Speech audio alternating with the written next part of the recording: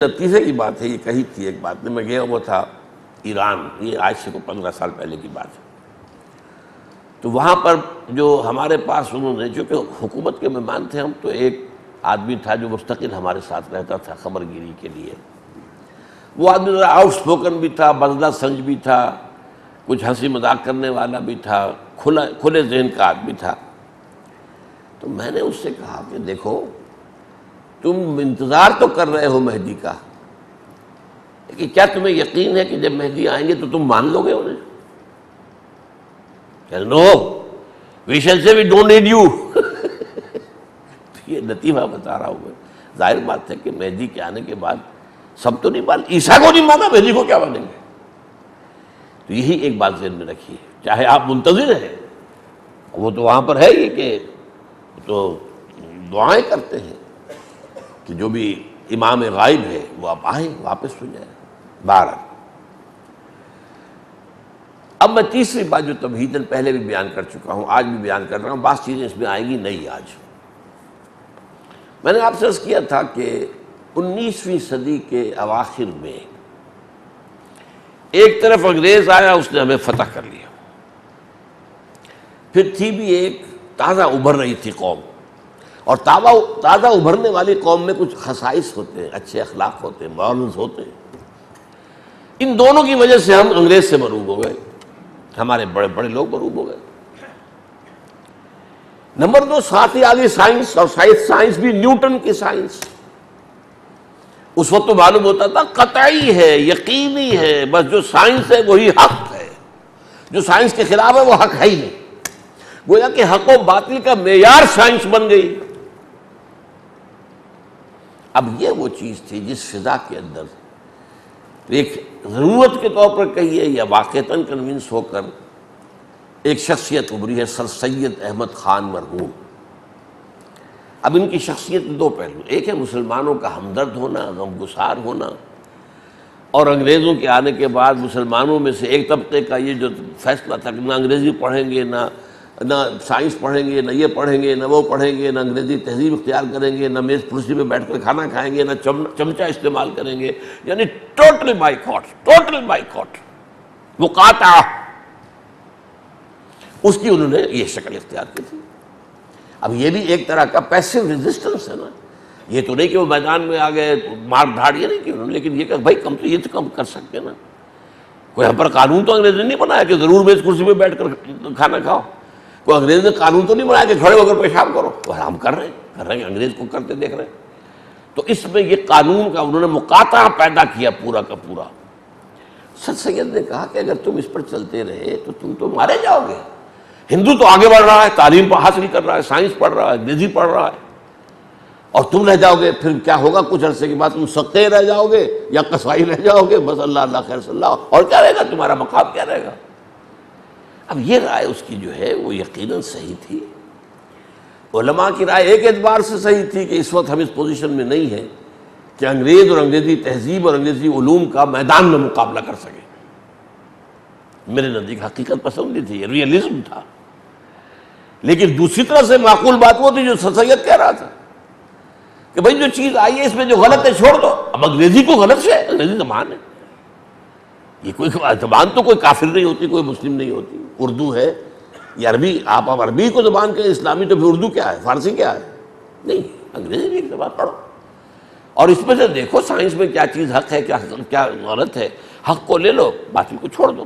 تو یہ it was more logical, وہ زیادہ ریئلزم تھا، یہ لاجیکل زیادہ تھا۔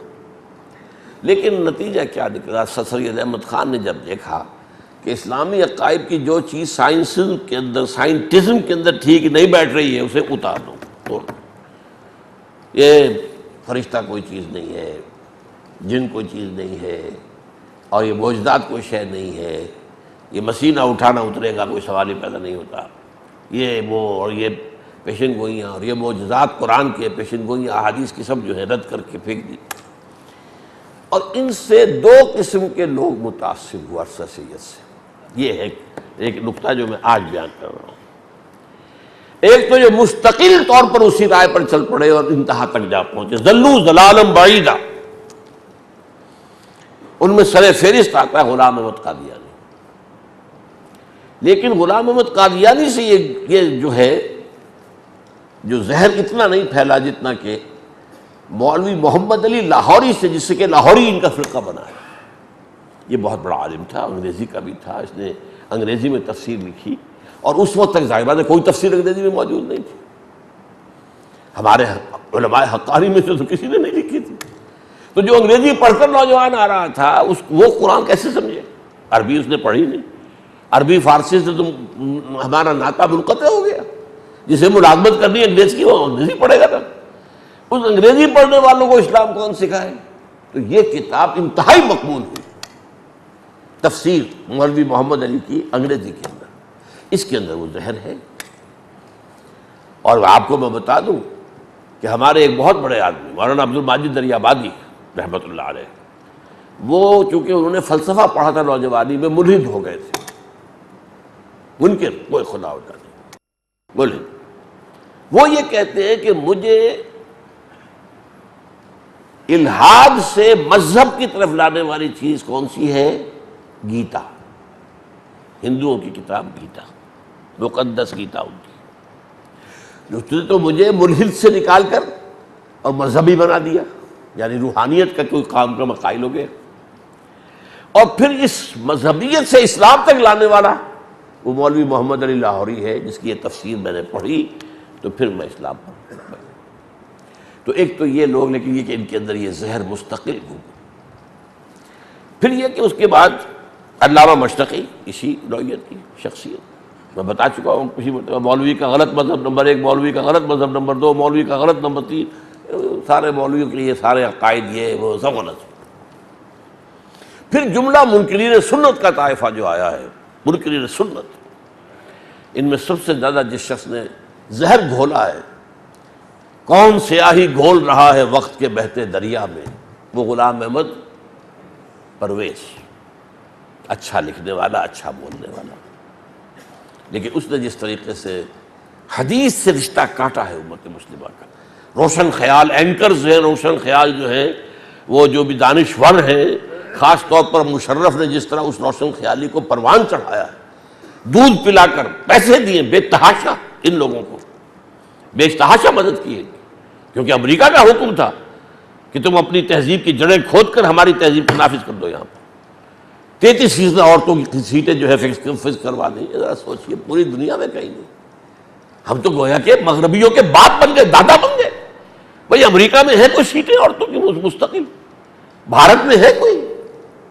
پوری دنیا میں مانا جاتا ہے امریکہ سب سے بڑا جمہوریت کا نمبردار، اور نمبر ایک اور دوسرے اعتبار سے سب سے بڑا بھارت ہے، کہ امریکہ کے اندر تو ظاہر بات ہے کہ تعلیم عام ہے، سب پڑھے لکھے لوگ ہیں، اور یہ کہتے ہیں کہ یہ جمہوریت صرف اس نظام میں چل سکتی ہے کہ جہاں پر لٹریسی پرسنٹیج ہائی ہو۔